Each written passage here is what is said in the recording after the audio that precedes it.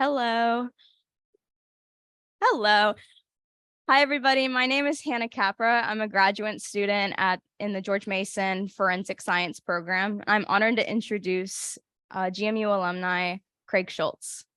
Craig Schultz has 32 years of animal training. In 2003, he joined the working dog industry to train substance detection canines for various agencies, including the United States Department of Agriculture and Federal Bureau of Investigation. He has lectured and performed workshops in animal behavior for working canine organizations, veterinary colleges, and universities. He recently graduated from George Mason University with a Master of Science in Forensic Science, where his research focused on the efforts of chemiluminescence on forensic canine performances in human blood detection applications. He is currently a forensic canine operations specialist for the Federal Bureau of Investigation's Evidence Response Team Unit.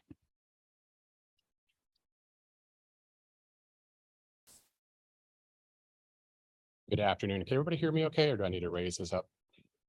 Raise it. All right, let's see if we can do that. Or Neil. There we go. All right, how is that? Is that a little better? How about that? All right, there we go. And I can also speak up if I need to. Again, my background a little bit, working for the Bureau was nothing that I really aspired to when I was beginning in my career working in the exotic animal industry. And so back in the day when I used to work for Disney's Animal Kingdom, before then, back in the early 1990s, I was always told that when you do presentations, you need to have a grabber to bring your audience in. And one of the most effective grabbers I think I've ever heard of was when Michael Eisner was proposing to the board of Walt Disney World that he wanted to introduce this new theme park. And at that time, it was called Disney's Animal Kingdom. And so he knew that he needed the support of all of the board members and the Imagineers. And so he hired somebody to bring in a live Bengal tiger on a chain to walk around the board table and to jump up onto the middle of the board table to capture the excitement of all the participants in the board and to say, this is my idea. So today I'm not going to be bringing a Bengal tiger. I had thought about bringing in a dog, but I knew that 99% of the people in this world are animal lovers. If you're not an animal lover, there's probably something wrong with you. But as soon as I bring a dog in, all heck is going to break loose and the presentation is not going to go off. So with that being said, today I'm going to be talking about or giving a presentation that I gave recently at another conference. This presentation was built around a chapter that was published in a book called Canines, the Original Biosensors. And it focuses more of the attention on how science and law and canines come together and all of the influences of each and how important they are that they work together in concert with one another. So this presentation was actually built for scientists and practitioners to understand what the other side is dealing with and where the limitations are and where the strengths are. All right, so given the audience, I don't think that I have to give a legal disclaimer, but I do for this one for the Bureau. Names of commercial manufacturers are provided for the information only, and inclusion does not imply endorsement by the FBI or the US government. The views expressed are those of the authors and do not necessarily reflect the official policy or position of the FBI or the US government. All right, so dogs have been used for investigations for an awful long time, and little known was that there was the possibility of dogs being used in the Jack the Ripper case back in the 1880s. In fact, in September in 1888, there was a double homicide that was committed, and they didn't quite know where to really turn to for an investigative lead. And so somebody requested or actually made the recommendation, why don't you bring in bloodhounds to potentially use in this case? This is a new type of technology. It's a new type of, investigative tool. It had never really been used before. And so Edwin Brow brought two of his bloodhounds in, and their names were Burgo and Barnaby. And what was interesting was the chief inspector for that case was kind of skeptical about the use of bloodhounds. All right. How many of us today are still skeptical about dogs being used in criminal cases? All right. There's a lot that are out there. All right. So he was skeptical. And so what he did, he was like, I want to test these dogs before we actually try and use them on a case. And so he did. And so what they found was that the 2 dogs that were brought up for this demo or demonstration were successful in trailing somebody on a match to sample on a 15-minute-old trail. All right. So testing proved that it could be done, discriminative ability, match to sample. But before the dogs were ever used, they couldn't agree on a price. And so Mr. Brow took his 2 dogs home, and 2 weeks later, another homicide was committed. And so dogs were sadly never used in this case. But what was interesting was, one, use of bloodhounds as a technology in an investigation. 2, testing of bloodhound capabilities before they're being used in an investigation. This is in the 1880s, and this is yet where we're still at today. So when we talk to practitioners in the field that are working with dogs, whether they're forensic or non-forensic, there is little understanding as to what forensic really means to a canine handler. And so oftentimes I have to spend a little bit of time going back and saying, let's define what forensic is. And so as we all know, it's the application of scientific principles or methods to law enforcement endeavors. And it allows for the objective collection of evidence to be used in criminal trials. But what people often don't understand, especially when we're talking about dog handlers, is that they fall victim to the CSI effect, where every time we watch the CSI show, it's everything about trace evidence. Everything is about minute quantities or a lack of large evidence. But when actuality, forensic in our world is everything from the whole body all the way down to trace evidence. And so for the forensic canine handler, if you're dealing with human remains, that means not only are we looking for little things, we're looking for whole bodies. And for human remains detection dogs, that's not often a luxury they get to have in their training. How often do you get to go get a whole body and go train your dog to find it? It's very difficult. So with that, we often talk about there's all these different disciplines out there that are recognized in the scientific community as being forensic, such as forensic anthropology, DNA, latent prints, firearms and tool marks, geology. But what's not often discussed is the use of canines as a forensic tool in forensic science. So when we were developing this chapter for this book, we looked at, okay, so what are all the important components? You know, there's the dog, obviously, but how do we apply the science to the dogs? And then if we apply the science to dogs and we're using these as a tool for law enforcement endeavors, there's also a legal component to it. And we need to be able to blend these together. So in 2003, 2004, the FBI started a forensic canine program. And the large purpose of that was to create a program that was scientifically based, that could stand up to the rigors of legal testimony. In order to do so, they had to blend these things together. So we developed this Venn diagram. And so if you look at, you know, the 3 different fields, when we overlap them, what's really interesting is when law and the canine fields intersect, you know, we start talking and looking at things like certifications and investigations and legal use and the impact of canine evidence in case law. All right. Where the fields of science and canine fields intersect, now we're talking about testing and analysis and the application of the scientific method into how we train and how we test our dogs to make sure that they're operationally ready. You know, obviously where the science and law fields intersect, that's the classic definition of forensic. But what's really interesting is here's this prime piece of real estate that exists between all 3, and that's the forensic canine. How can we create a tool using another sentient being that can serve a forensic application that can withstand the rigors of legal testimony, not the dog, but the handler, obviously, have robust enough certifications that deem them as operationally deployable and ready, have testing procedures and assessment procedures to show that they are capable of running single and double blind assessments They can have positive and negative controls and be used during investigations to prove that they are calibrated during the investigation. And how can we put all this together in a package that can be reliable? So if we think about the forensic canine as a defined element, that's one thing that people don't have a great understanding of. There's a lot of civilian organizations out there that claim that they're forensic canines. But when you drill a little bit deeper, you're finding that they're working old historical graves. They're looking for archaeological graves. They're not using it as a true intention of working for criminal casework. So while they may be looking for trace odor or small amounts of odor or aged or degraded odor profiles, they're not being used in criminal cases. But when they show up to a criminal case to work a criminal case, or when they're called upon to work a criminal case, they don't have the bona fides or the credentialing or the qualifications to work that criminal case.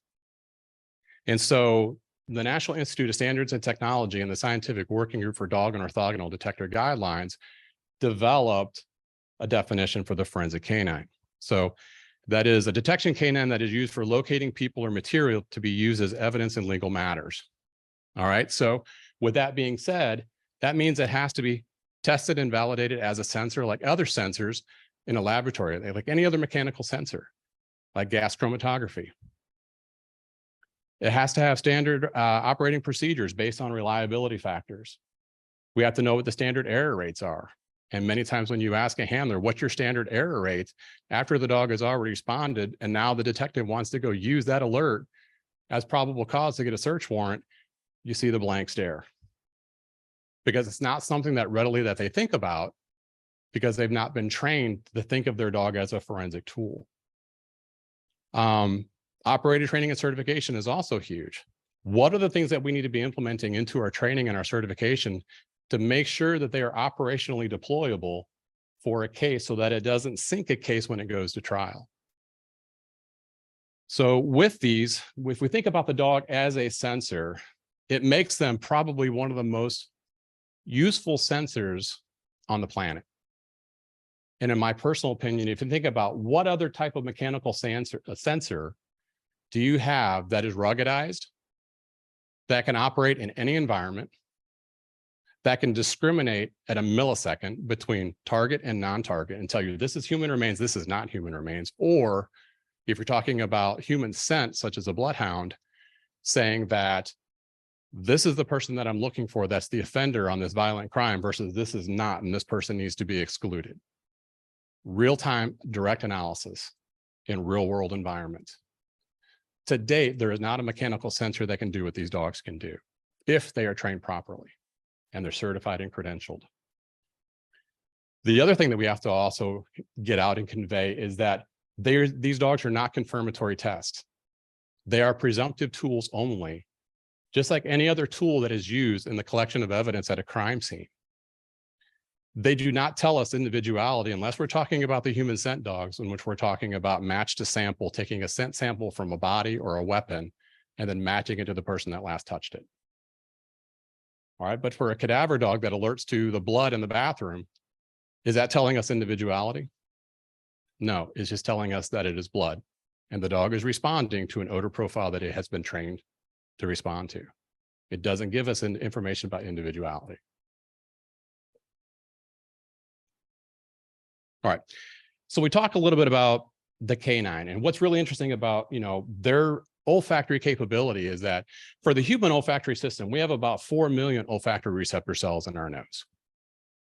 And when you look at a dog, an average dog, 200 million olfactory receptor cells. So I was in the middle of a job interview for a very large pet food company, and my interview panel was a bunch of scientists in taste technology. And they were looking at taste factors on how to market dog food and say that dogs prefer our dog food over any other dog food. And I was like, well, that's kind of an erroneous statement, because dogs don't experience the world through their sense of taste. They have 40% of their brain that's hanging out of their brain into their nose cavity. 200 million olfactory receptor cells give them an idea as to what they're about to taste before they taste it. And I thought I sunk the interview at that moment because everybody's career was like, I'm a taste technologist. And we've been talking about this taste component. It's not about taste, it's about the way it smells. So if we look at the canine a little bit further, how do we know that we're going to be using the right dog for the right type of case? There are so many times when we have a child abduction and we're talking about, we need a human scent dog. And the local law enforcement may run out and say, hey, we need to get a human scent dog out here and let's go get a Department of Corrections dog. And they're trained only on the freshest live human scent. But when you're dealing with a child abduction scenario in a neighborhood in a large metropolitan area, let's talk about live human scent and freshest live human scent. What's the probability of detection for that use of that dog in that large urban environment? Probably not. So is that the right use for that dog? Whereas if I have a very scent specific match to sample bloodhound, where I can collect a scent sample from that child or the potential offender, if he has touched something in the commission of that crime or that abduction, I now have something that that dog is honed in on, saying, this is the scent trail that I'm looking for, and it goes in that direction. Now I have something that has specificity. So it's matching up the right dog team for the right usage. And then how do we make sure that we're using the right tool? How are we vetting the right teams? And so a lot of our work over the last 4 or 5 years with the FBI is now vetting canine teams to make sure that we have the right resources throughout the country to serve that purpose. So the things that we look at are certification. There are some states here in the United States that still do not require a canine certification, but yet they're out there working criminal cases. Training records, singular double-blind assessments. This is where we incorporate the scientific method into our training and our certifications and our operational deployment readiness assessments. Confirmed operational outcomes, and I'll talk a little bit more about that as a pillar of reliability in Florida versus Harris and how it's being used in reliability factors for canine evidence. But the dog is only one piece of the puzzle. I also have to look at the handler. There are handlers out there that actually have a criminal background. There are handlers out there that are actually convicted felons. And without knowing that, if I use that handler on a particular criminal case, am I setting the case up for failure? Am I setting that evidence up to be dropped? So we look at criminal history, we look at training, we look at experience of that handler. We look at previous testimony. I want to know if there's any Brady or Giglio information that I need to be aware of.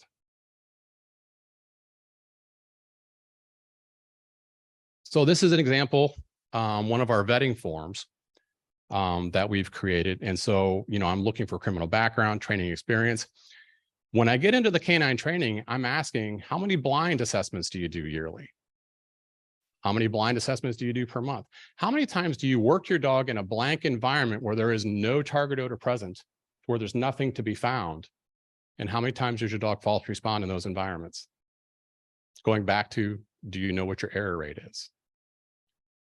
What are your aid types and thresholds? If I am looking for a handler that's looking, or if I'm looking for a body that has been buried in the ground for 7 to 10 years, I know my odor threshold is going to be low. But if I have a FEMA handler who's trained to find whole bodies, fresh whole bodies in building collapses, is that the right use for that resource on a clandestine cold case burial? Probably not. So I can identify that through my training and through my certification vetting by pairing up the right canine team with the right type of case. So I look at application pathways. Does your training consist of building searches, vehicle searches, burials, elevated, hanging, suicides, trace elements, trace decomp fluid, trace blood droplets? Because if it doesn't, you're going to find that there are a lot of people, especially from the Mississippi West, they don't train on vehicles. They don't train on vehicle searches because most of their searches are for missing people that have walked away, and their search and rescue applications. And so they very rarely ever get called out on a criminal case for a vehicle search, but yet they will certify under a wilderness certification. But when they're called upon for a criminal case to do a vehicle search, they will jump on that search in a heartbeat, even though they've never been certified on a vehicle search and they've never had productive training on how to do a vehicle sweep. So going to the method and the use of a dog, could that potential be a problem? Then I also look at canine medical conditions. Has a dog had, major reconstructive surgery of the knees, that it had a TPLO surgery and anterior cruciate ligament damage? Is a dog on any current medications? Because we now know that there are certain antibiotics that actually affect the olfactory receptor cells' ability to fire. So before I deploy a dog, I want to ask all these questions to make sure that this animal or this team is operating at a high level. Looking at the certification, if I'm going to be using a dog on a trace type of search, does their certification consist of that? Does their certification actually have a vehicle search component? Does it have a building search component? Because if I'm asking a dog to go in and do a residential search, I need to make sure that they are trained and they are certified for that application pathway.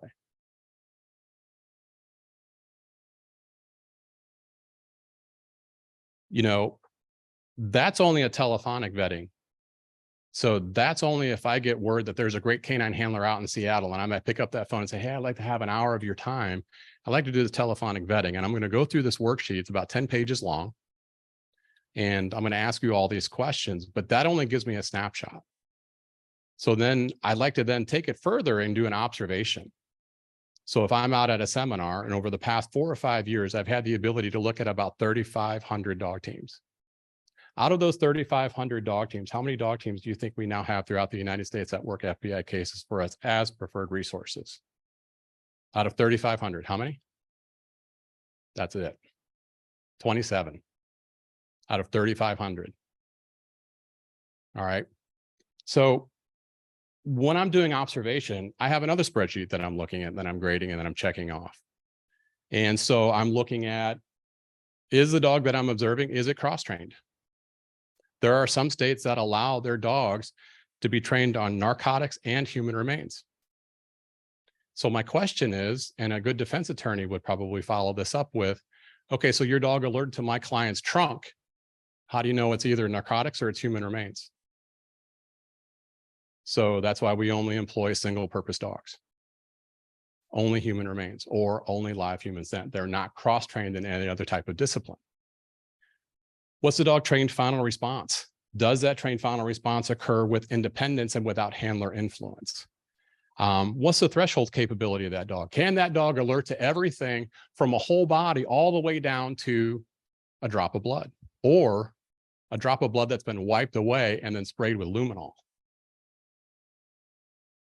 A recent study that was actually done as part of a master's thesis up in the north by Heather Wisner, she had a cadaver dog of her own, or human remains detection dog, and she went down to Texas State University at their body farm, and she was appalled that the first time that her dog had the opportunity to hit a human body, and the dog sniffed it and walked away.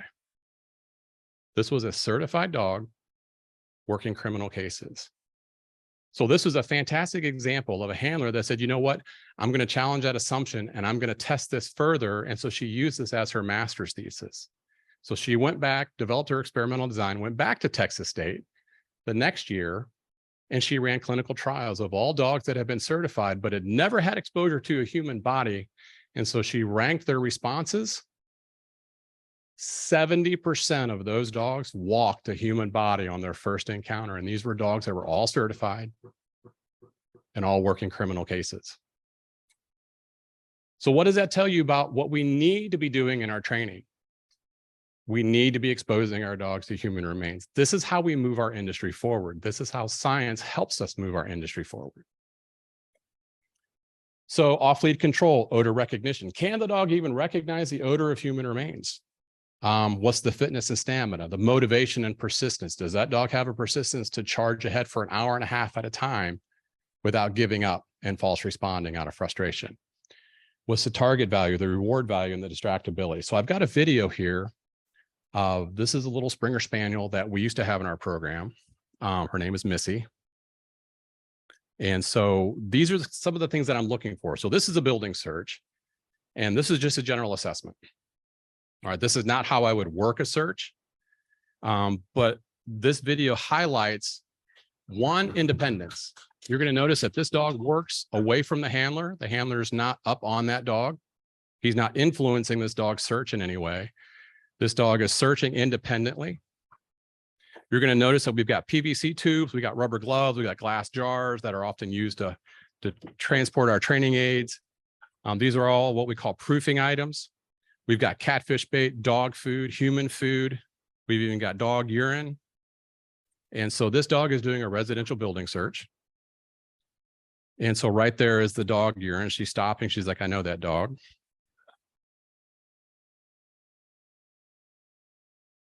But do you see a handler in the frame here at any point? The handler's still standing down at the front door. So there's her final response. She's trained for her trained final response to be a bark and hold. She's not to leave the location until the handler arrives. So now she's like, I think I can do better. And right there it is. Okay, so now the handler is going to arrive. And she's waiting for her reward.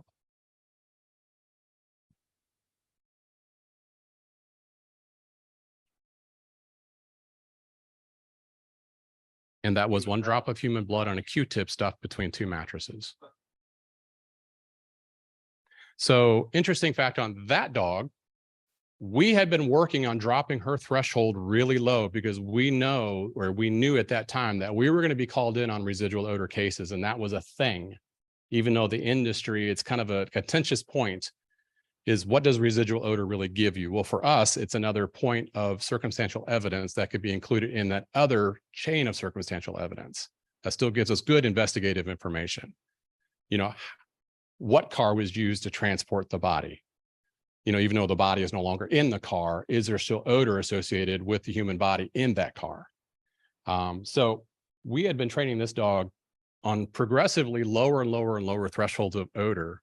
So that may have been 1 drop of blood, but at the same time period, so this is back in 2015, 2014, she started alerting to human odor pads, which is something we would take 5x9 gauze pads and rub them on our skin and throw them down on the ground to make sure that she would not respond to live human odor. Well, she started responding to human odor pads. And there were 5 of us in our program. And so my boss at that time said, she is no longer operational. That is a false response issue. You have to fix that. We have to pull her credentialing. She's not to be used until it's fixed. And so being the data nerd that I was, I went back and started looking at everybody's gauze pads, and I came to find out that she was only responding to one person's gauze pads. It was his. And so his conclusion was, well, when you're out on other deployments, you know, she stays with me, and so she really likes me, and so we have this close bond and blah, blah, blah. 6 months later, he was diagnosed with lung cancer. So that's how low we were dropping her threshold.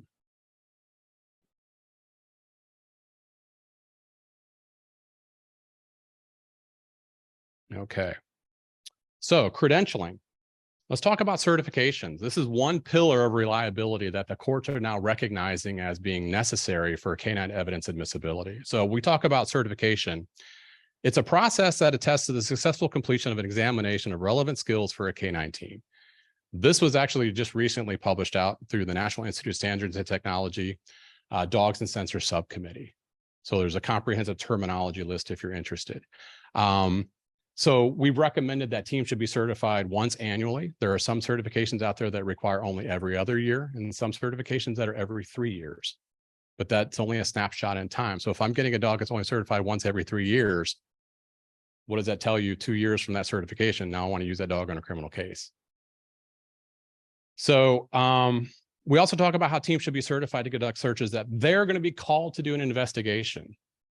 So there are teams that are out there that are trained to find large whole bodies and collapsed structures and natural disasters, but they're yet being called to work trace evidence in criminal scenes.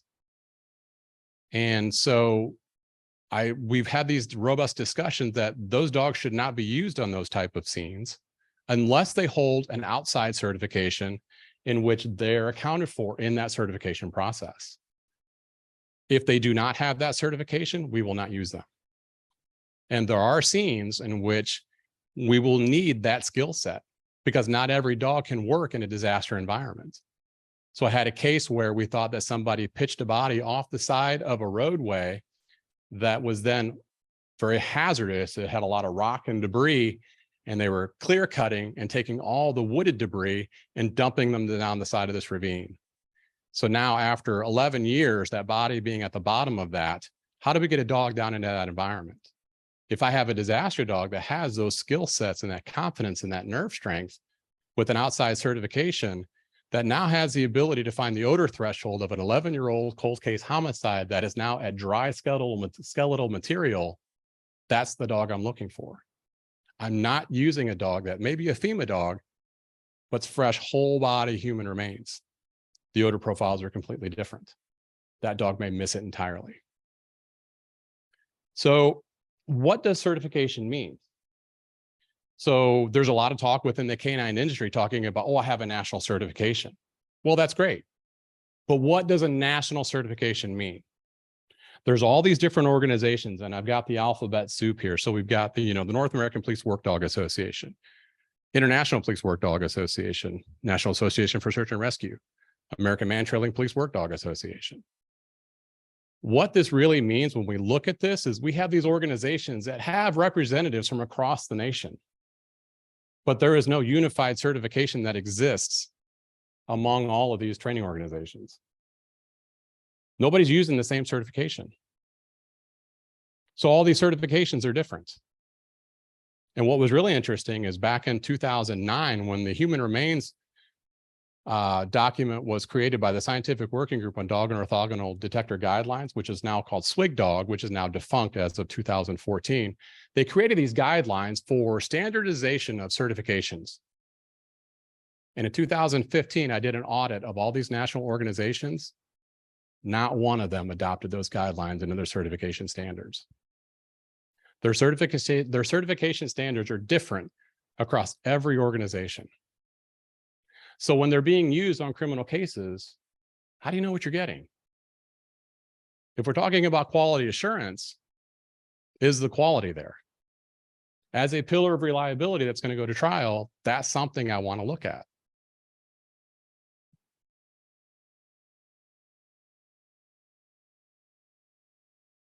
So let's talk about credentialing further. SWGDOG was never a certification authority.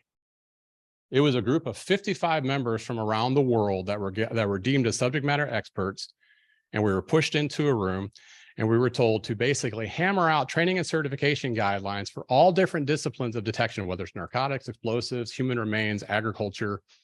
So taking 55 members from around the world and locking them in a room, it's like one man or two men enter, one man leave, trying to figure it out. It was never meant to be a certification organization, and at no time did SWGDOG ever offer certifications. But in 2016, we had a case, and I was looking for canine handlers, and somebody submitted this certification across my desk, not knowing that I served on SWGDOG. This is an erroneous certification. This is a team that wanted to be used on a criminal case. What would have happened had we used them on a case? And that evidence had been necessary and gone to trial. And so I'm thankful that it landed on my desk and I was able to say, not for nothing, I don't know who certified you, but that is a bunk certification, and you need to go out and get another certification and throw this one in the trash because this does not exist. And there are folks from SWGDOG that would probably actually testify against you about this. So this does exist. So for those of you, I won't go into too much detail about this, is that currently now this SWGDOG is now defunct as of 2014. 2015, the National Institute of Standards and Technology Dogs and Sensors Subcommittee picked up that challenge and said, you know what, these are great documents. We want to push them forward. But this time, we're not going to make them recommended guidelines. We're now going to push them, make them standards.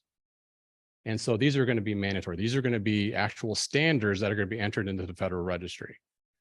And so they partnered with the American Academy of Forensic Sciences as being the repository for all these documents that we have now generated out of NIST. And so now that's where these documents now reside once they go through the vetting process and the adjudication process through public comment and public forum. So currently we have, I think, 5 or 6 documents that have now been adjudicated and are now part of the Federal Registry. We are still working on human remains. Human scent is very close. We're within a year to having human scent guidelines through NIST or standards, standards through NIST that are about to be a part of the Federal Registry. So they go through NIST, then they go to the American Academy of Forensic Science, and they get pushed out into the public sector, where they then allow public comment. We have to adjudicate every single comment that comes in from public sector. And we have to either say, yes, we agree with that change and we will make the change, or we have to say, no, we do not agree with that change. And we have to give the reason why we don't agree with it. And then we ratify it and send it over to ANSI and they sign off on it. So it is a very long, drawn out process. It takes years. For the human remains document, it has now taken us over 3.5 years, and we're still working on it. So I think last time we had over 670 public comments that we had to adjudicate. We're now in our second round of adjudication. I think we have 360 that we're currently working through. Okay, so this was kind of interesting. And I don't mean to poke the bear too much, but I'm going to poke the bear a little bit. This was actually, there are times when I get postings from Facebook. People will send me postings from Facebook. And these are people that are practitioners within our own field in the canine world.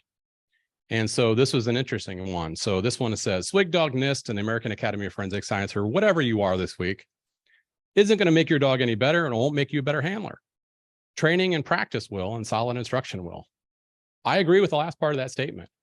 Training and practice will, and good instruction will make you a better handler, but only if you employ solid methods and materials. And so if we don't want to rely on the science and the experimentation and recognize that those things actually improve how we train our dogs, we're never going to get any better. And so great examples of this are, one question that came to mind is, can dogs detect blood on clothing that has been washed? This has gone to trial. What do you guys think? Yep, and we've proven that. So Laterra Rust over in Australia did a study and showed that clothing can actually be washed up to 5 times until it is no longer detectable by luminol or canines for human blood. So should we be training our dogs on blood that has been washed multiple times to drop that threshold down? Absolutely. If we want to increase the sensitivity and the selectivity of that sensor, absolutely. Can dogs detect fresh blood when trained on aged blood? Yep, that's been proven as well. Dr. Shari Forbes actually did a nice study when she was in Australia. Now she's in Canada and actually moving that study even forward. Can dogs detect blood after luminol has been applied? That's a new one that we just did here at George Mason, actually, in which we applied half a cc of blood, did positive control samples, both blood samples, and then half of those samples were treated with luminol. And dogs had no problems detecting blood after it had been treated with luminol. So luminol did not impact the dog's ability to detect blood after it was applied.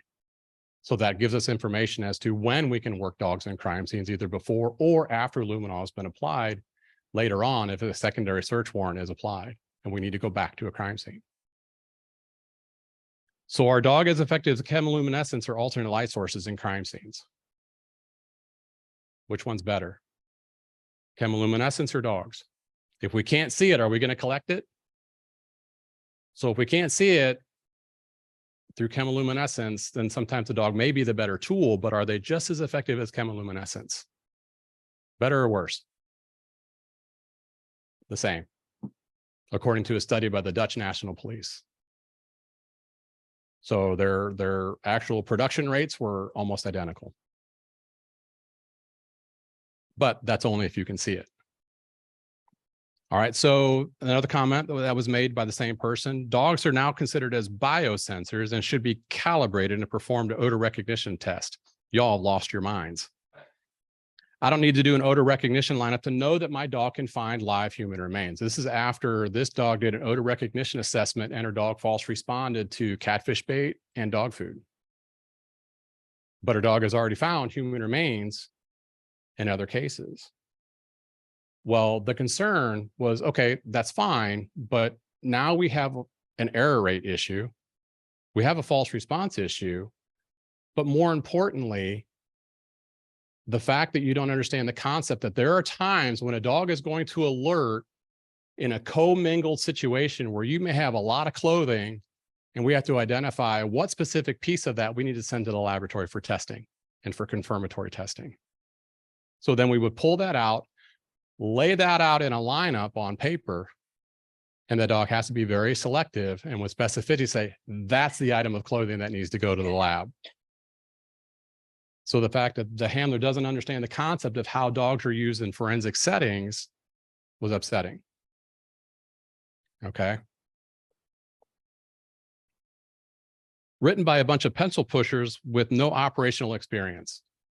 What they failed to realize was that 55-member panel and back in Swig Dog and now NIST, now that is now 19 members, was actually comprised of a lot of dog trainers, dog handlers, scientists, legal experts, law enforcement experts from all different industry. And when you look at their combined experience, it's over 1,500 years of combined experience. So it's merely more than a bunch of pencil pushers. These standards are being drafted by people that have been there, done the work, have been in live theater, that understand what these standards are and why they're important.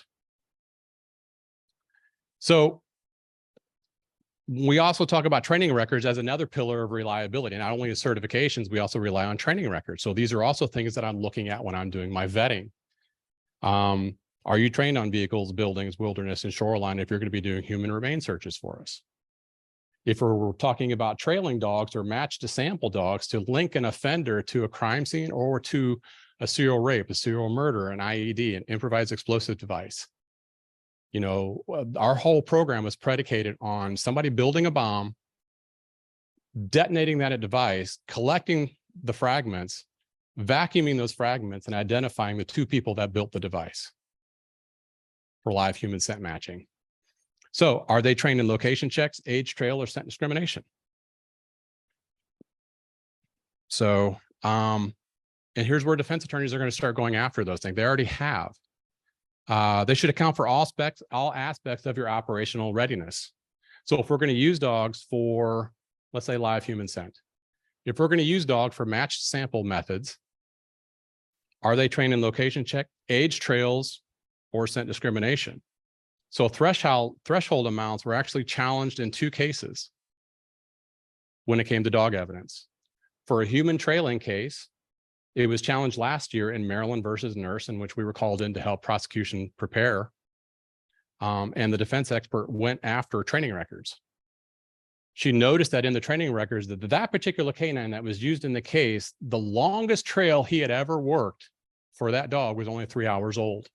That means that the subject that they used in training that day laid the trail and the dog came back 3 hours later and ran that trail. That was the longest amount of time between laid trail and dog work. In this case, it was 18 hours later.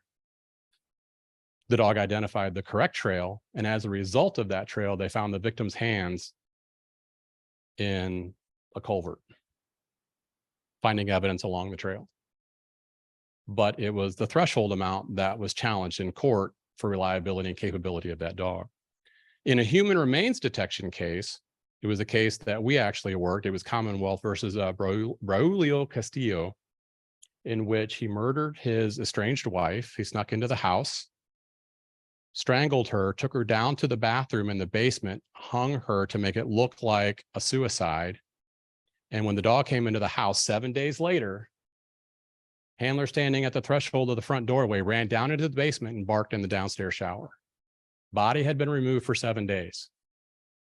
The dog also alerted to the foot of the bed up in the master bedroom, and the underwear drawer in the dresser. And so that was challenged, saying that dogs are not capable of alerting to residual odor or low threshold of that profile. Both of those cases we won. The Maryland case, Maryland versus Nurse, that was actually a Daubert trial. That was the first time that trailing dog evidence had been challenged like that. So they needed a Daubert. So if you guys want more guidance on the NIST, the general guidelines for training and certification, that has been adjudicated and is now part of the Federal Registry. They do have a website on that. So it's Standard 88. And that is the document that is being used as a proxy for all other documents to follow, because it talks about training, certification, training records, operational deployment records, and so forth. So let's talk about how science supports how we utilize these dogs in forensic applications. So there's a lot of things that we don't know, but we need science to help us answer those questions. So for human remains, we still don't know what the volatile organic compound profile is that dogs are actually alerting to, because it's so complex. When a body dies and it first starts to go through autolysis, that odor profile is very different from advanced decay when we're talking about skeletonized material. Or the leftover product that's left in the soil, it's very different. But we know that the dogs are discriminating that, because in our training and our certifications, we're also putting out animal remains, and the dogs are not alerting to animal remains, but they are alerting to human remains. All right. And we're proving that through single and double blind assessments to make sure that it is documented as a pillar of reliability. What are optimal conditions for detection? I can train a dog here on the East Coast where we have a really humid environment and is really difficult for some dogs.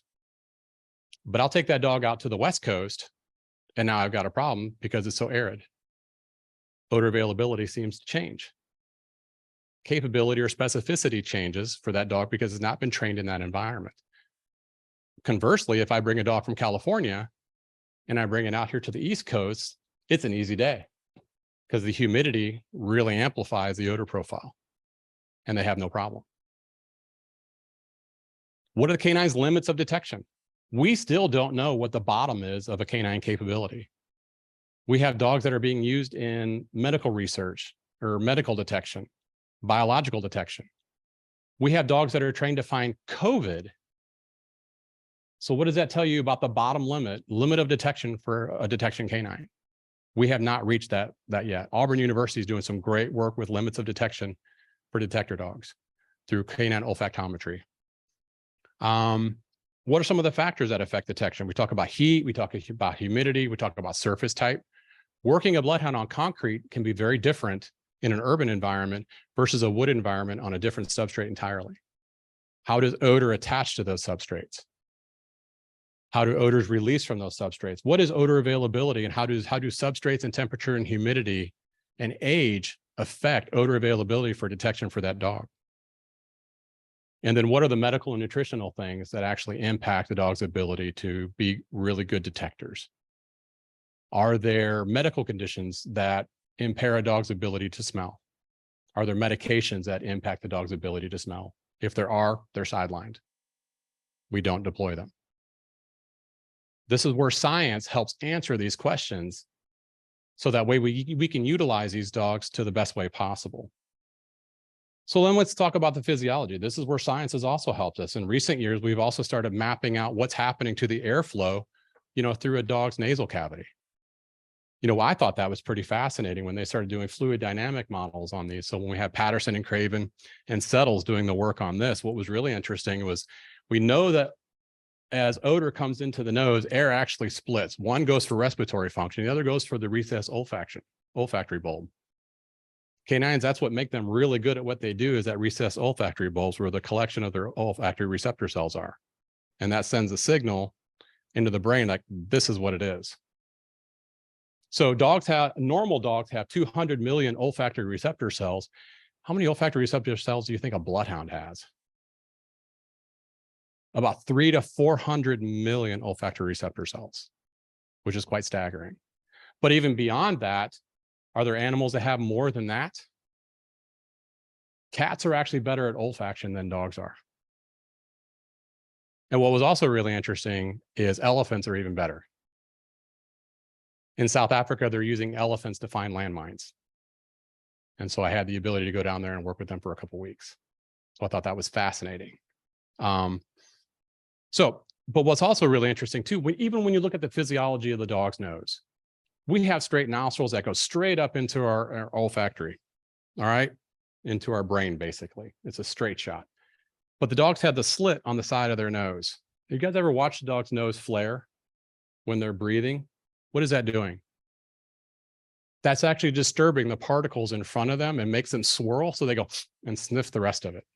So when they're blowing out, it's blowing air this way and creates a concave circle like this. It's a vacuum and they suck it in, and that's how they're able to take that particulate matter in and decipher it. So it serves a function. Another really cool and interesting thing is if you look at a dog's nose, there's a septum down the center of that dog's nose. When you watch them hunt quarry or when you watch them work odor, they move back and forth. In odor, out of odor, in odor, out of odor. They're able to detect which direction the odor is coming from by which nostril is hitting which the odor is hitting from.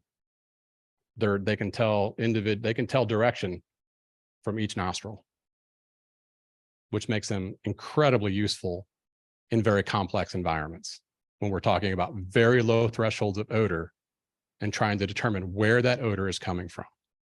That's what makes them say, this is where it's at. Because I can smell it, I can't smell it. I can smell it, I can't smell it, and it helps them zero in. If you ever watch a detection dog work, it's like this, wide sweeps, and it's right there. They're using each side of their nostril independently.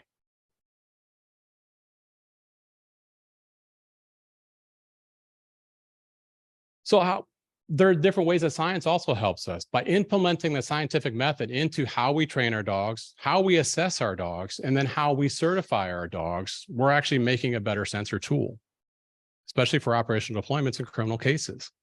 So by incorporating single and double blind assessments, one way that we've done that through the Bureau is we have a process that we call bracketing. If we know that we had a case coming up, we would go work a dog, that handler, on a single or a double blind assessment in that type of environment and say, this is your search area, go, tell me what you get. If that dog hits, great, it's a check, we got it. Then we go work the case, we might get a response. Check, we got it. When we come back, guess what we're getting? Another assessment. So now that we can show if we have to go to trial for that particular case, we calibrated our dog both before and after the case. So what does that tell us about the response during the case? It has high probability that it might be accurate. Incorporating positive controls and negative controls into not only our training and our assessments, but also our deployments. This is a big eye opener for us. How many times have you ever heard of a canine handler that will actually incorporate a positive or a negative control to make sure their dog is calibrated during a case? Just like any other scientific instrumentation, if you're using a mechanical sensor in the laboratory, do you not calibrate that before you actually put your positive control sample or your unknown sample in there? Because you want to make sure it's correct. You want to make sure it's accurate. We incorporated that with our human scent evidence canines. We were on a case, we're doing location checks. And basically what we do is we take a scent sample from something at the crime scene that we believe the offender to have touched. So if we're dealing with a serial rape case and he used a weapon, we can vacuum that weapon. Now we have that contributor's profile. That is now our scent article. And say now he goes to another location and he rapes another individual. And he goes to another location, he rapes another individual. His scent is now at 3 different locations. I can take this one scent article and go to each one of those locations and say, is this the same guy? So we were actually on a child abduction murder, and we do what we call location checks. We will go from intersection to intersection to see if he's passed through those intersections. And our dogs were trained to give us either, yes, he's been here, or no, he's never been here. And we were getting negatives, 14 negatives in a row. And so what we ended up doing was taking that dog to another location and running a positive control. We knew it was a positive. The handler did not. We just handed him a jar with a scent pad in it. He took that scent pad out, gave that dog that scent pad. So what should we do if that dog gives us a negative? We know it's a positive control. Is that dog reliable? No. We shut that dog down, we fly them home. They're done. And we have to go back and we have to redo all those other location checks with another dog. For us, we got a positive. So that proved that our dog was calibrated. So that was an eye-opening experience for us. We were like, from now on, we now have to incorporate positive and negative controls in our cases. Just like we do bracketing for human remains dogs to show that they're calibrated, we now implement the same scientific method in our live human scent dogs. So this is a great way to show how the scientific method actually improves our capability and shows our reliability. So this also helps us determine operational readiness capabilities. And it also helps us identify limitations, because if that dog gave us a negative, did I now just define what a limitation is for that dog? I now have something that I need to go back and work on to make that dog better. All right. And obviously it was necessary for legal challenges. And so what was interesting,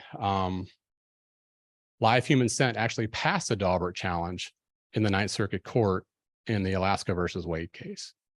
So, and it also had passed a California, it was a Kelly Fry hearing in California versus Benigno Salcido. So live human scent has precedent, or live human scent canines have precedent.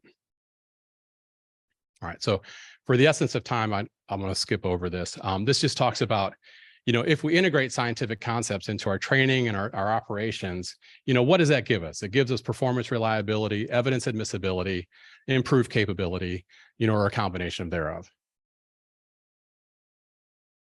So now, let's talk a little bit about law. Like, I'm going to teach you guys anything about law, right? So we all know about the Fourth Amendment, about, the right of the people to be secure in their persons, places, and papers and effects against unreasonable warrants or searches and seizures. But to a normal canine handler that is a civilian, they don't quite understand the complexities of that. So we have to explain to them how this dictates how we use dogs as a forensic tool, whether you're there under the authority of consent or a warrant, or what gives you the authority under exigent circumstances to use a live human scent dog versus a human remains dog. And they're very different. So we have to explain to them that under consent searches, there's either verbal or written, and at any time that consent can be withdrawn and you're done. You have to remove, you have to get out. The dog has to be stopped. Then we also talk about, well, what happens if you're there under consent and your dog now responds? Okay, we mark it on a GPS, we document it, we have an observer, but then the detective goes to the handler and says, we want to use that response as a means of probable cause to go get a search warrant so that we can secure the location. Should that happen?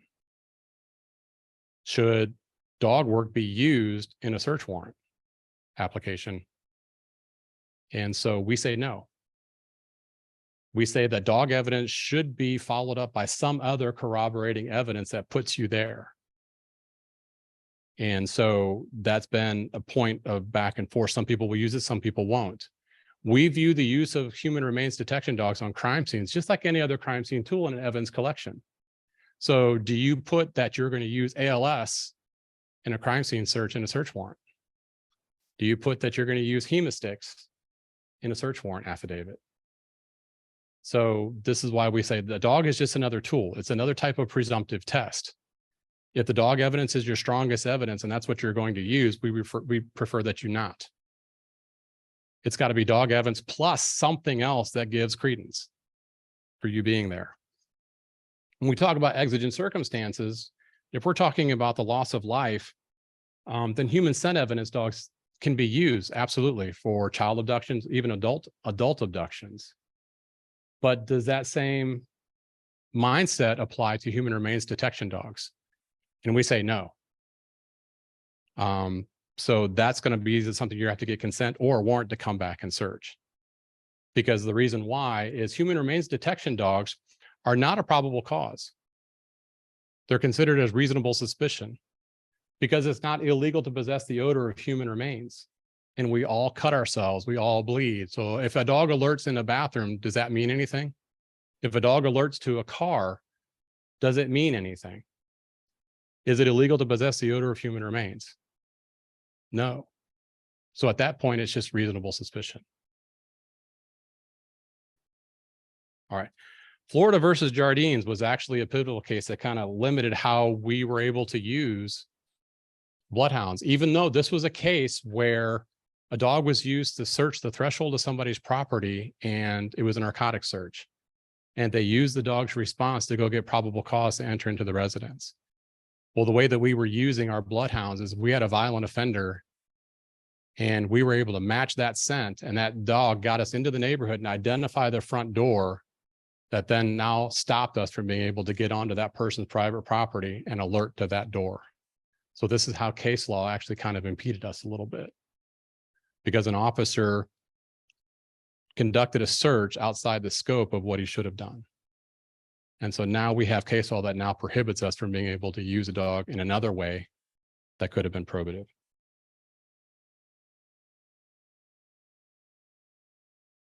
So we talked yesterday, there were some great discussions. I was fascinated by the slides by Fry and Dalbert and the evolution of Fry. I was taking copious amounts of notes, so we don't need to go through that. But what is important is that, we look at the Dalbert standard and the 5 standards that are now used for evidence admissibility. We look at dogs as a method or a technique in our forensic investigations. And so these are the 5 standards that we often now have to teach our canine handlers. Like if you live in a Fry or a Dalbert state, these are the things that are going to be challenged. So how do you prepare for those things?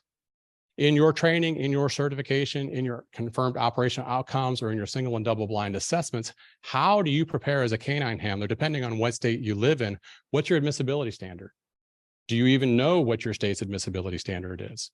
And if you're going to be used for a federal case, is it going to be under federal jurisdiction or is it going to be under state jurisdiction? What court is it going to be tried in? So some of the case law that has kind of impacted us over the years, People versus Craig in 79 or 78, canines should be used as individuals. So there's 2 things about dogs that not a lot of people realize. One, dogs should be viewed as individuals. They're not a sweeping technology or a method that is just as good across the board. It's not like DNA, where it has a high rate of reliability across the board and sweeping congruence. All right, dogs are individuals. Dogs are sentient beings. Just like people, dogs have good days and they have bad days. We try as we might. We try to make them a very operable sensor and very capable, but that's not always the case. They are fallible. And so in 78, in a tracking case, canines should be viewed as individuals, different from others with different characteristics and abilities. And so we were asked to help state of Florida actually prepare for a trial in Florida versus Sid Torres, where he murdered his estranged wife. It was a residual odor case. He loaded her into the back of a Jaguar and drove away. The dog alerted to the trunk of the car. And in the motion to suppress evidence, the canine evidence, it was asked about the canine capabilities. And 2 dogs actually alerted to the back of that Jaguar. And one of the questions that was asked was, will your dog false respond to luminol, because that car had been luminoled, because he was trying to get the response thrown out to the back of the car. There was other circumstantial evidence that showed that she was placed in the back of the car. But what's interesting is the ruling on that, they came back and said, for cadaver dog evidence to be admissible, each dog's ability and reliability should be shown on a case-by-case basis. Courts should not merely assume that any well-trained dog can detect specific odors, but instead should understand that a dog's abilities, whether innate or acquired, is a fact which may be proven by evidence like any other fact. So dogs are individuals. Every dog case should be tried on an individual basis or a case-by-case basis. So what does that mean for the canine handler? You need to prove that you have the proper foundation in your training and to show that your dog is capable and reliable through all the other reliability factors. A tracking dog case in 1979 impacted the Federal Rules of Evidence 702 for tracking dog evidence.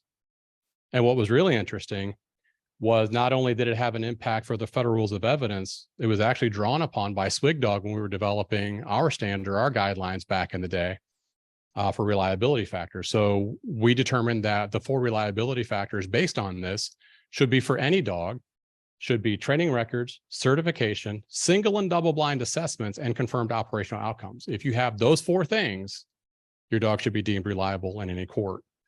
And this was actually picked up in Florida versus Harris and actually referenced in Florida versus Harris. And then that case that I just talked about, Florida versus Lane, we also help prepare us, or Florida versus Torres actually was, the case before that was People versus Lane, in which a guy killed his daughter, no body homicide, dog responded to the car seat where he placed his daughter in, and it was a residual odor case. Using the reliability factors, Florida versus Torres actually referenced People versus Lane from Michigan. So you can see how this kind of has an evolution of its own, and that was using the Sid Torres case.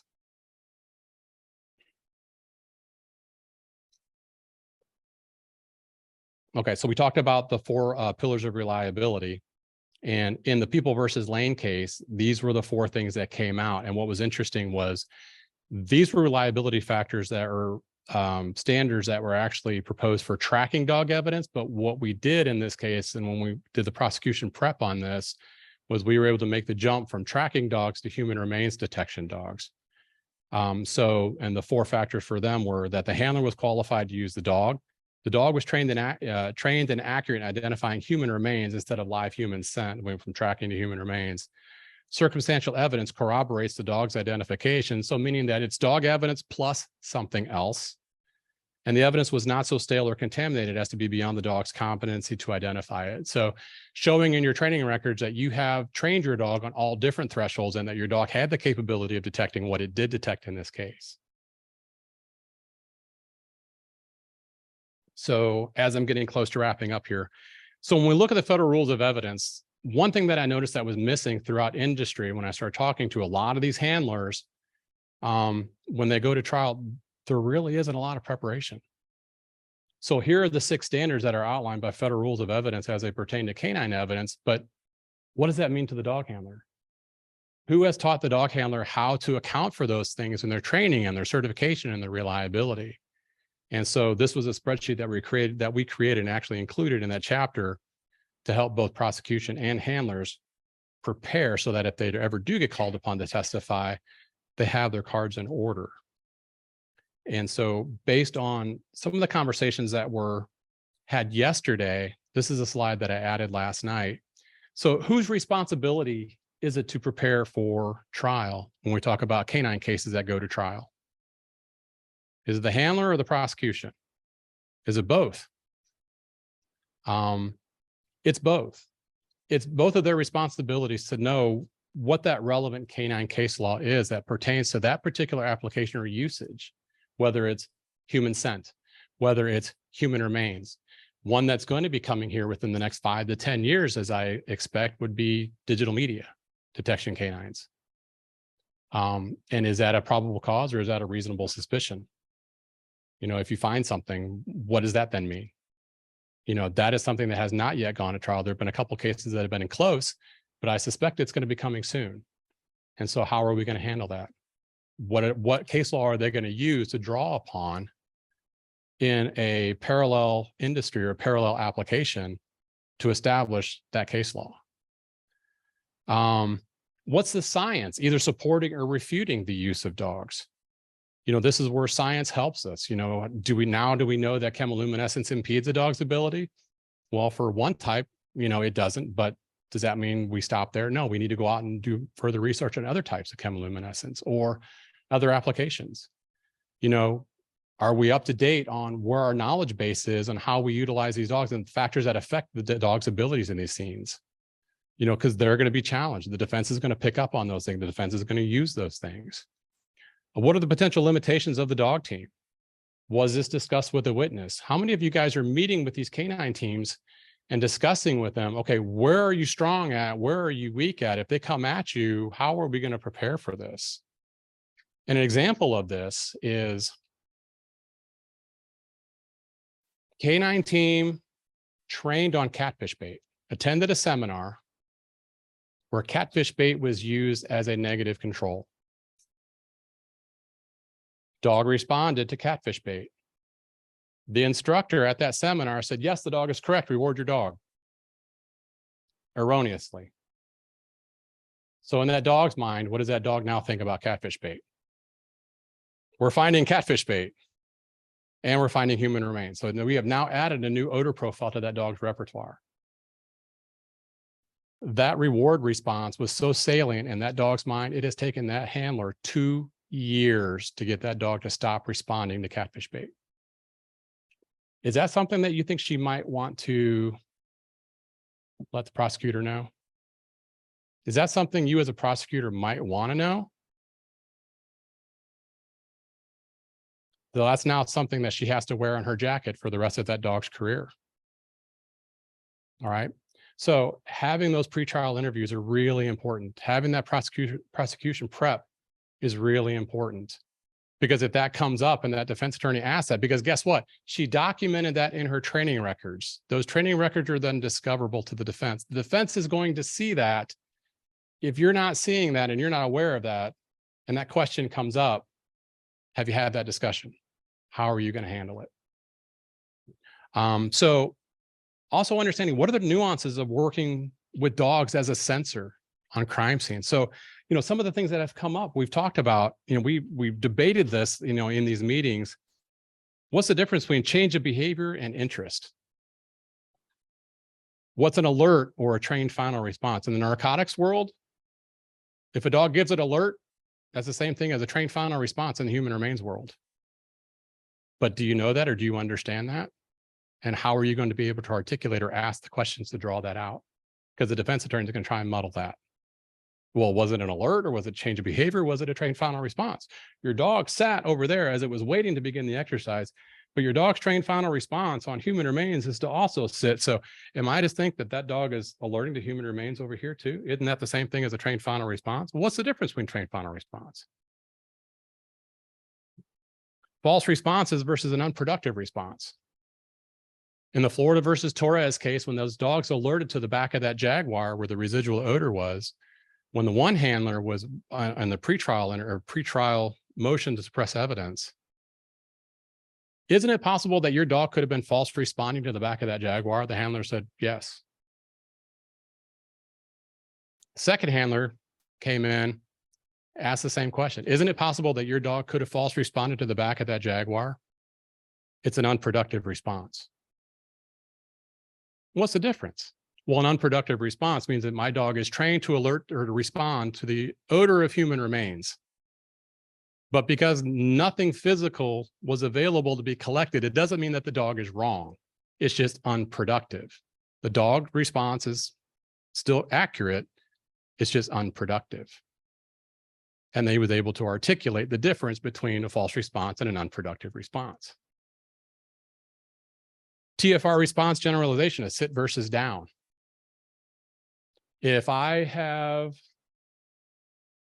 a murder that has occurred on the second floor of this building, but because of the air duct, the odor is actually traveling through the air duct, and my dog comes into this room, and my dog's trained final response has been trained to be a down. So chest plate on the ground, hips folded, knees folded, full down.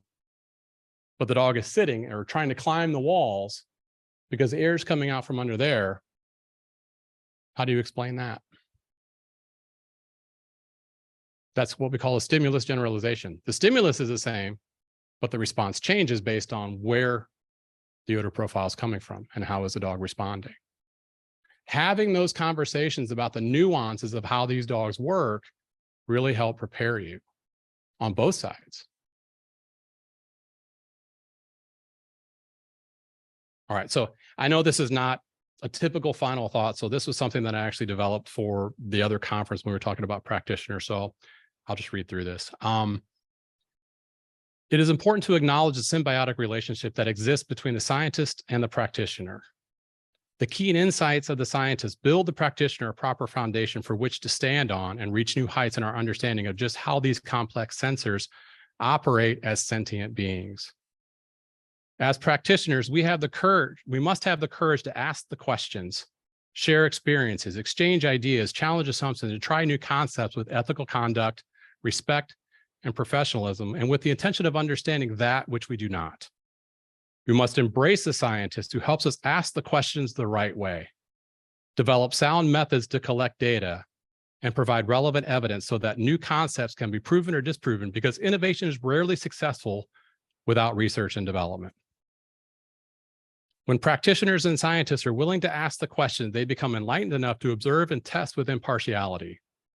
Testing using standards ensures that the canine is employed as the most sensitive sensor on the planet and operates with faithfulness for the duty of detection.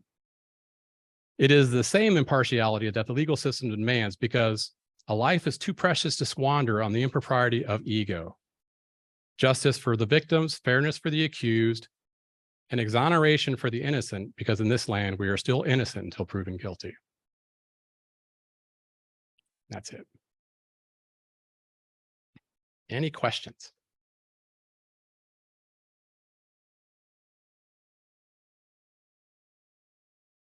Little microphone coming.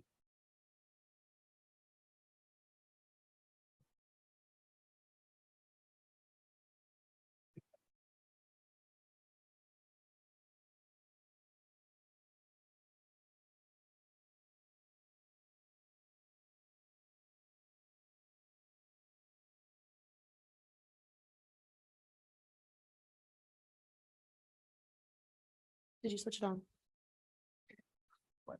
So if you're looking for somebody and you don't know if they're dead or alive, do you have to have a human live scent dog and a remains dog?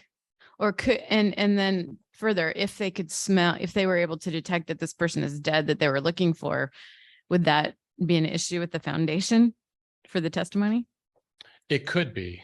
So that's a two-part question. Right. It is. One, how do we know if they're dead or alive? You know, we're going to go back to predictive modeling. We're going to go back to, you know, based on what we know and the intelligence that we have, what's the probability of this person being, if we're talking about a lost person, the person that's walked away and it's, you know, 20 degrees outside and we're 3 days later, it's probably a recovery operation. If we're talking about an abduction or if we're talking about a child abduction, you know, we know that, you know, based on some of the statistic modeling that we have, you know, of how long children are alive after they've been abducted, if they have been murdered. So there's different things that we take into account. That then determines what type of dog that we're going to use for a case. If a person has been missing for a year, 2 years, 10 years, no credit card activity, no other type of activity, nobody seeing them, reasonable assumption that they're probably dead. We get intelligence that the last place that they were at is at this residence, that's a human remains search. Versus if it's a recent abduction, if it's a bomb blast, something like that, that's a live human scent search. So looking for either the offender or the victim. So is that dog going to be able to, like, say the person just got killed?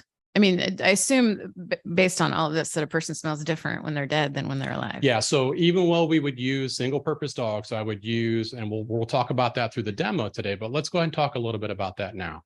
So say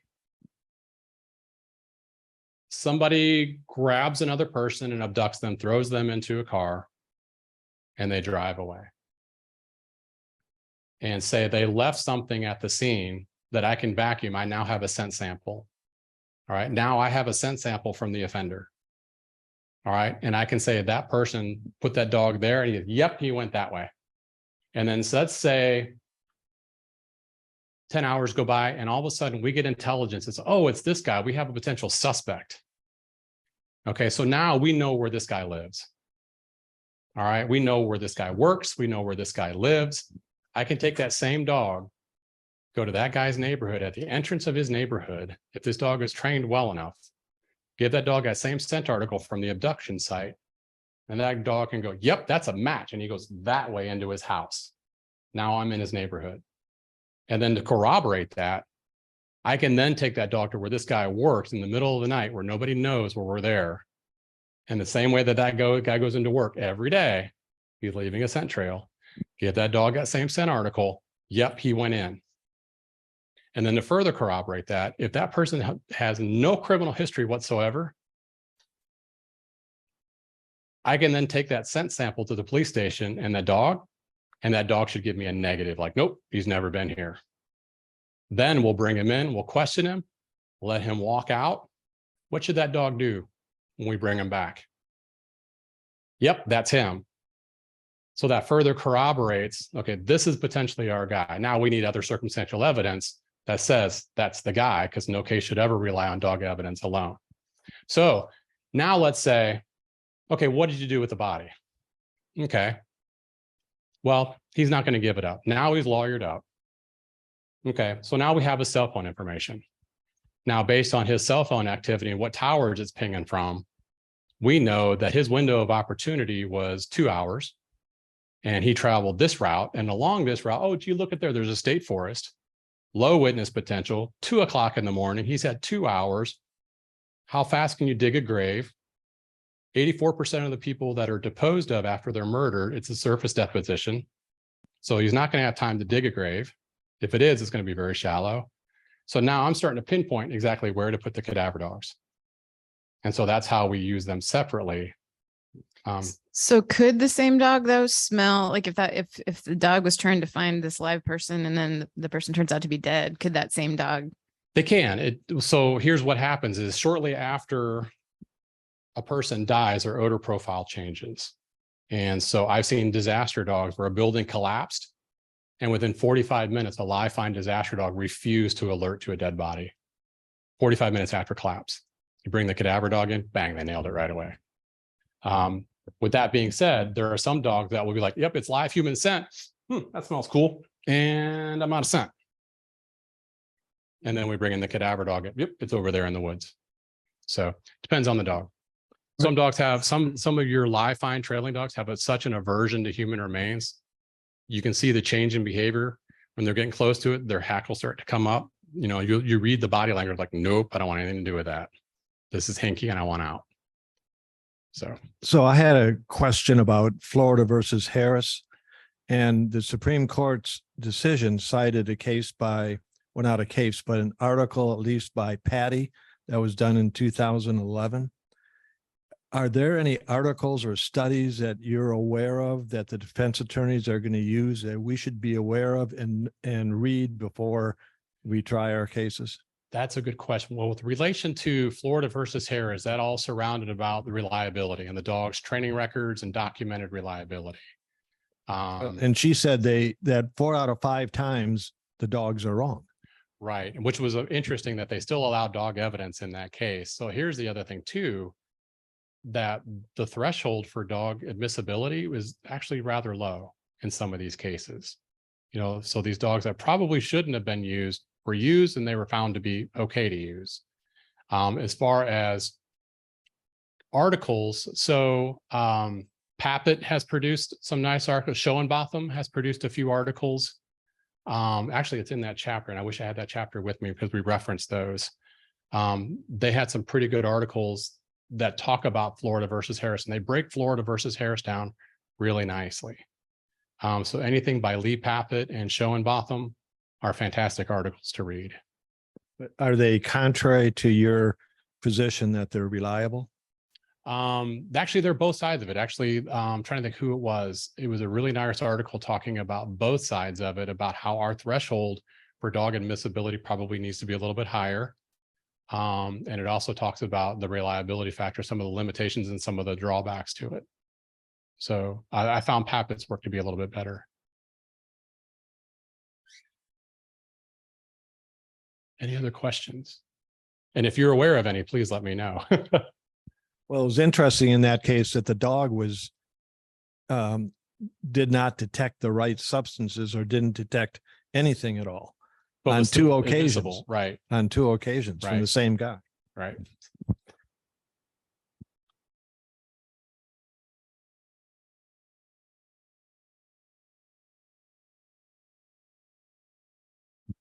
I'm kind of astounded by the stat you gave where you've examined 3,700 dogs and only 27 are currently being used, which makes me wonder about our police departments and what standards they use for their dogs.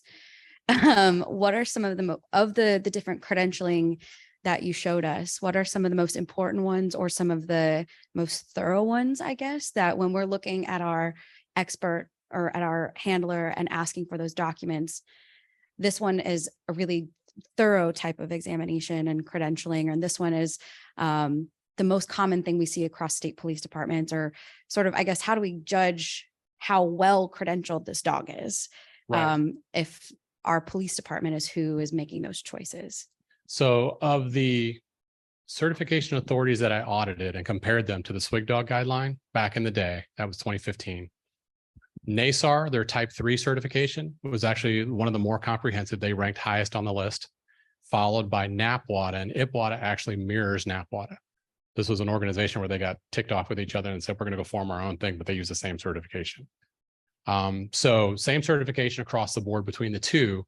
Where everybody failed across the board in all certifications that were sampled was the odor recognition assessment. And that shows a dog's discriminative ability. So it's a lineup scenario. Dogs have to run the lineup. Dogs have to alert to the human remains. In addition, they have to discriminate between gloves, jars, animal remains, whatever you want, a pizza, dog food, cat food, whatever, just to show that the dog can discriminate.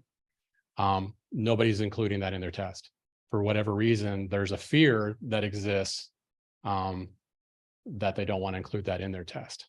Some organizations are now they're trying to include it because by and large, they don't train for lineups. And so that's where some of the dissent is like, well, we don't train for a lineup, so how are we expected to test for something that we don't train for? But that is starting to change as a culture.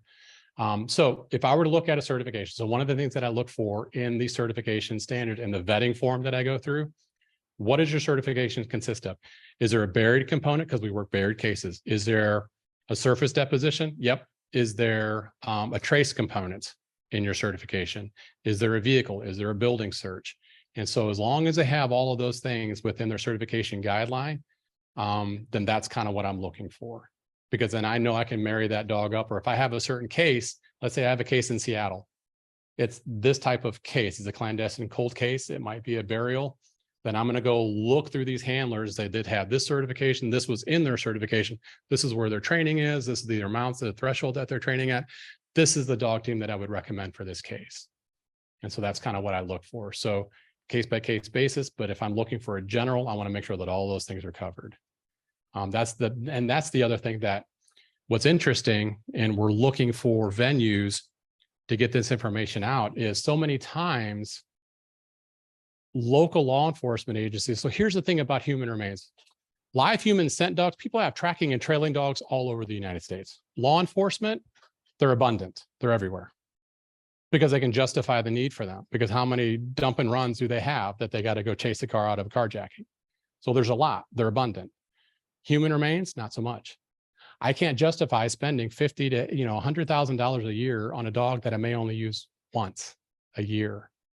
And so for that justification for that expense, they would rather much use a search and rescue civilian dog handler who's training their dog for human remains, but they don't quite understand the nuances of the law and forensic and use of a dog as a forensic tool.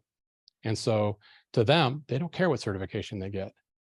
They're going to deploy to anything because they want that notch to say, I've worked a criminal case, whether or not they've trained in vehicle search or building search or not. So the disconnect that I'm seeing is training law enforcement how to properly vet the canine team that they're going to be using for their cases. So this presentation is going to be modified, and in about 6 months, we're going to start pushing it out through the FBI's National Academy, through their continuing education at their National Academy. So I don't know if that answered your question. Craig, you've been great. I'm afraid we're going to run out of time. Sorry. For the demo here. So let's leave at 5:45. Oh, okay. So we do have a demo. I didn't bring the tiger in at the beginning, but I got dogs here at the end.